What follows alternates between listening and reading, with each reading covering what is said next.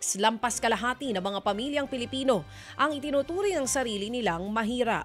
Ayon sa second quarter survey ng Okta Research, nasa 13.2 milyon na pamilya ang kinokonsidera ang sarili nilang mahirap.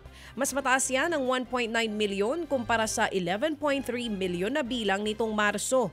Mas dumami raw ang mga pamilyang kinokonsidera ang sarili na mahirap sa Visayas at sa Mindanao. Karamihan sa kanila naniniwalang pareho pa rin ang estado ng kanilang buhay kumpara noong unang quarter ng taon. Git naman ng ilang responde, 20,000 piso ang kailangan nila kada buwan para hindi ituring ang sarili bilang isang mahirap. Aprobado na ng Senate panel ang panukalang batas na layong payagan ang diborsyo sa bansa. Sa ilalim ng panukala, kailangang maghain ng petisyon ng mag-asawa o sinuman para makabalik sa pagiging single at magkaroon ng karapatang makapagpakasal ulit.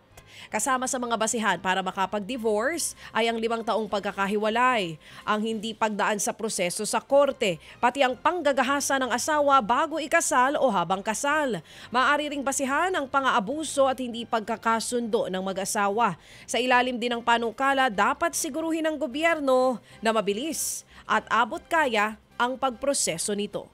Ted Filon at DJ Chacha. Ngayon, nasa Radyo 5, 92.3 News FM. Monday to Friday, 6 to 10 a.m.